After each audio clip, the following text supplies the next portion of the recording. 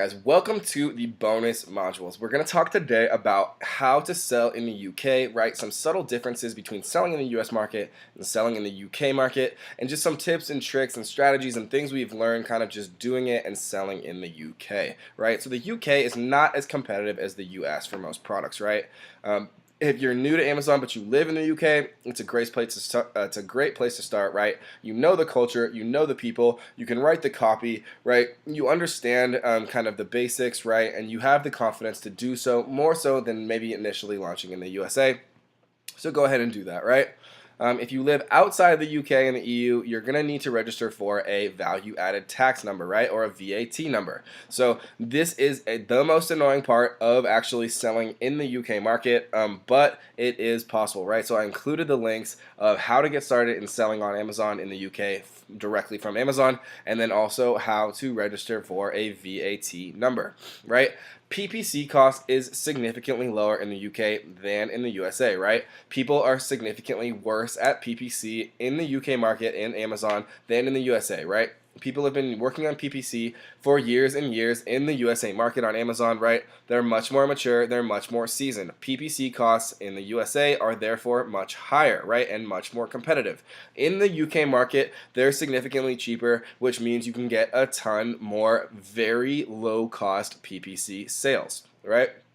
If you sell in the UK, right, you have access to the rest of the EU as well. Amazon fulfills your orders from the UK and it doesn't trigger the VAT, right? So each country has its own VAT threshold, right? But you don't have to, send your inventory to Germany, to France, to Spain, right? You fulfill it from the UK.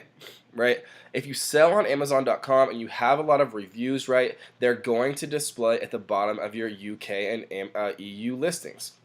If you live in the USA, right, or if you're from the USA, don't try to write like ridiculous copy that you think like British people are gonna like. Just be reasonable, right? Don't try to make anything too flashy or too ridiculous. Just write normal copy, right? Amazon support is even worse in the UK, right? I know it's hard to believe, but it's actually significantly better in the USA market. So if you are planning to sell a product that could potentially have or require more support, right, then maybe you want to think twice because the UK market support is absolutely awful, right? Don't expect people to leave reviews in the UK market even as much as they do in the US, right? And all of us Amazon sellers know that not enough US customers leave reviews, right? But the UK market is significantly behind as far as e-commerce goes. They're not used to leaving reviews. They're just not as used to the process as Amazon has made USA customers, right? Um, with Amazon's recent policy changes, right, as far as reviews go, you have to be careful, similar to the US market as far as review manipulation, right? So for larger sellers in the UK market and the EU market, the Pan EU program basically allows you to move around your inventory to specific Amazon FBA warehouses in the country in which you're going to sell those goods, right? Which increases the ship time, which Amazon claims can increase your sales up to 30%, right?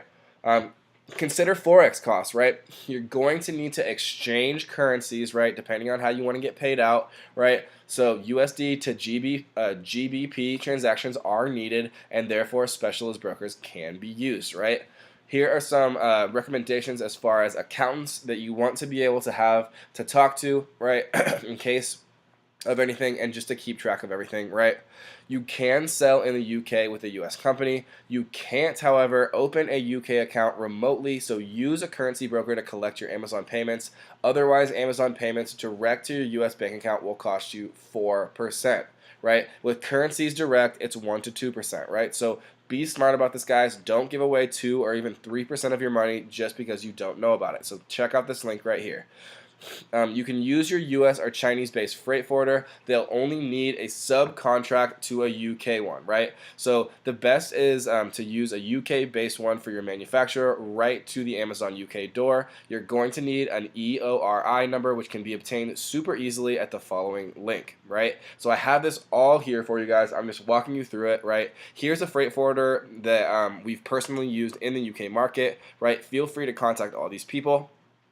Um, Customer service goes a long way in the UK, guys. Brits really aren't really, they're not used to good customer service, and you can play this to your advantage because they just aren't they aren't used to the customer service that the United States customers are. So even just supplying the same level of customer service that you're used to giving all of your customers will go a long way. Sequences are a bit different than the US, right? Normally in the US, we like to use, three follow-up emails. In the UK, I really wouldn't suggest using more than two, right? And make sure you're adding value. Don't just ask for reviews. People in the UK are a bit less accepting of receiving multiple emails like that from Amazon sellers, right? Sellers on the UK really are not imaginative when it comes to bundles. Think of a free gift that is complementary to your product that is very cheap to give away but provides instant value, right? This allows you to charge more. It allows you to launch a new product and beat competitors, right, in a very succinct and easy way. Don't try to outbid Chinese prices, right? You're selling on Amazon to make money. You never want to be the price leader. You want to be the premium luxury product, right? You want to charge more. You want to be what's perceived as the best value, right? You want to be the Apple. You don't want to be the Walmart, okay? Look what's selling in the top 100, right? Use the same strategies that I taught you guys in Module 1 on product research. Review the best sellers, review the top 100 in each segment, see what you can do to improve each item, right? Read feedback. Look at the top, the bottom 1-2 star ratings, and look to see what you could do to improve that product, improve those, negative comments about that product, right? British manufacturers and the EU are very actually competitively priced. You can order small minimum order quantities and you don't have to pay customs, right? It's a great way to see if a product sells before purchasing, 500, 1,000, 5,000 different units from a Chinese manufacturer, right? So use locally sourced manufacturers to test demand and then make your larger orders, right? Pan Europe, do not do Pan until you've sold into Europe and know there's a market for your product, right? You have to register VAT for every country your product is stored in, regardless of whether or not you're under the VAT threshold, right? And this means that each country VAT filing is different, and the paperwork is an absolute nightmare, right? Germany is an absolutely beautiful market to get into, right? It's a very up-and-coming market. It's a huge economy, very lively economy, right? There's not much competition in France. If you have a product that starts selling, you can do very well very easily. Italians leave bad reviews in general, but this does not put them off buying products. Spain is a bit of a slow market, right? They're out having siestas and drinking instead of shopping on Amazon. In Europe, PPC is still very, very cheap, like I said before, right? Just a final note, there's a general feeling that Amazon UK and Europe is currently like Amazon was 5 or 4 years ago, right? It's a major opportunity to sell in the UK and Europe, to steal a march on many others, all right? To kind of get there and get that primary foot in the door, right? The first comer advantage. Think about it like going back in time in the US and kind of hitting those gold rushes, right? But now it's available right now in the UK, right?